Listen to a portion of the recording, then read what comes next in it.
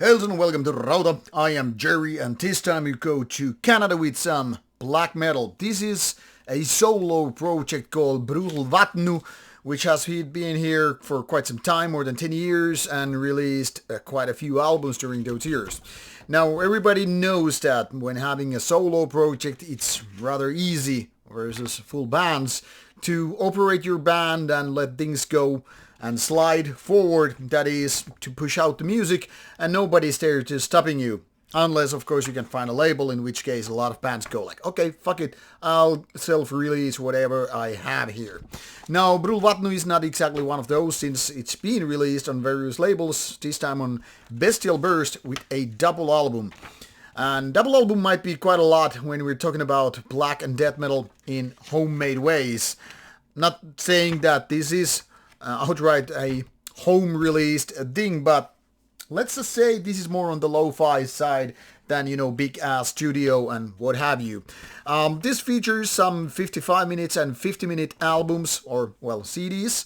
That is on two CDs. The vinyl version, which is supposed to be out there, is, of course, more than just two discs, because obviously you really can't put music for like 60 minutes on an album or vinyl, but you go for multiple discs as the thing is.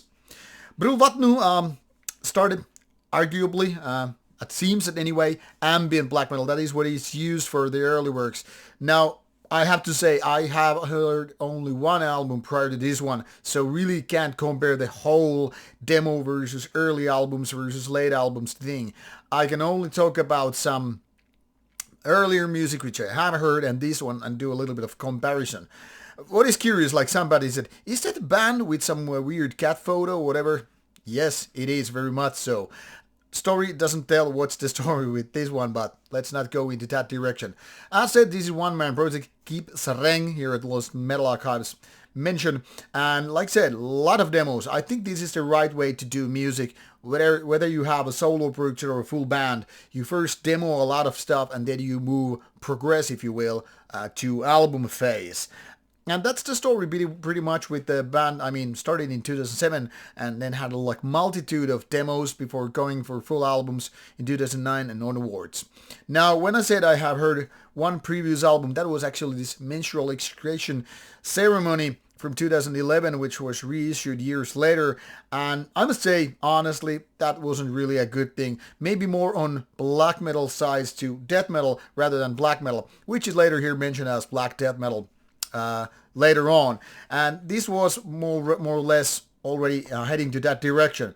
Now, with Shining Nagas Territory, the album of today we have here in question, originally released, it seems, 2021, but the CD version came out, I think, late 2023 when I got this from review for Bestial Burst. Even this Metal Archive site doesn't really have more than this vinyl version here out there, so a little bit outdated as we go.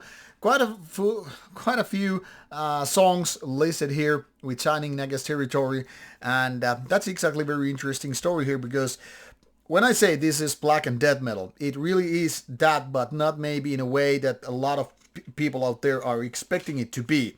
Now, a lot of war metal bands are basically things taken from black metal side and then glued into death metal things, and as such, a lot of war metal bands sound essentially black death metal.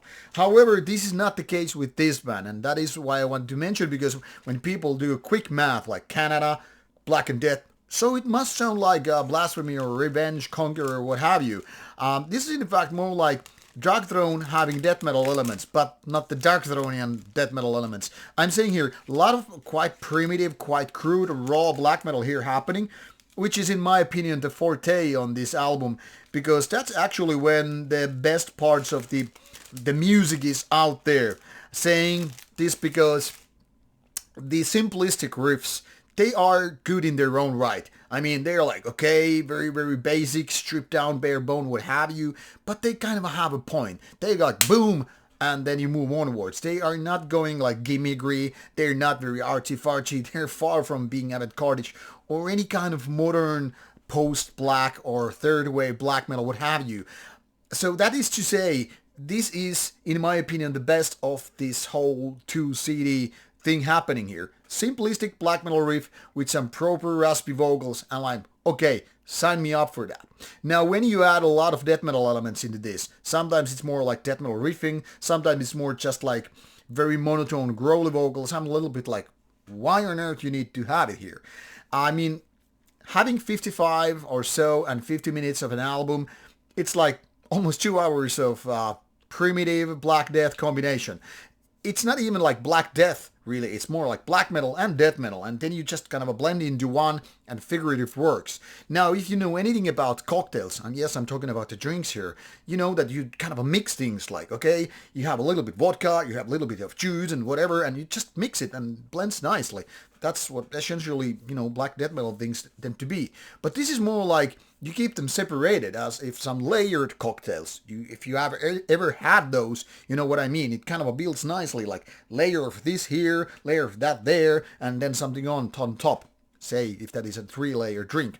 I'm saying this is more like that, but layered in black death, and the kind of thing.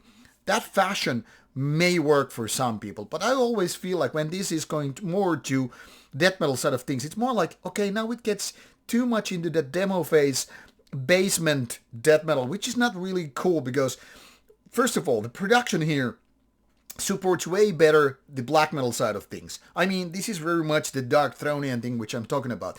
That gets you the momentum, the primitive feeling, the rawness, the grimness and all. And I'm like, okay, this is good. Well, then it gets to the death metal side. I'm more like, okay, this doesn't really cut it. First of all, the production is kind of like too lame, too weak, not powerful enough for the death metal parts.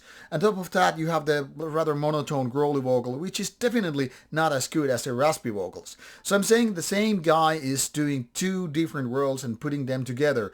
And for some people, it might work. For me, not so much. So I feel like there's a big disparity. It's like goodish black metal, mediocre death metal. And then you try to put it like, in the same box. And I'm like, trim the fat.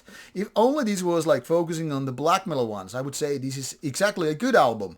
But now it feels like, you just had the death metal part as luggage. It's almost like if you're doing a band with your spouse and you're like, I got the good riffs. This babe doesn't know how to sing, but I'm bringing her along so she doesn't get mad at me. I'm feeling that kind of a thing here, but maybe this is more like a schizophrenic take on that because he's only one man doing the band, if you get my meaning.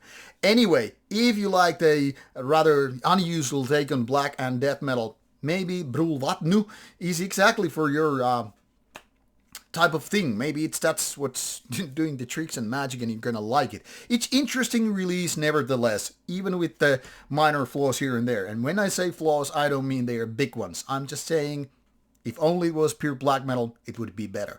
But this is my opinion, feel free to disagree, and of course you will find links provided in the description box so you can start listening to the music, and if you like it, go and buy it. Take care, and bye bye.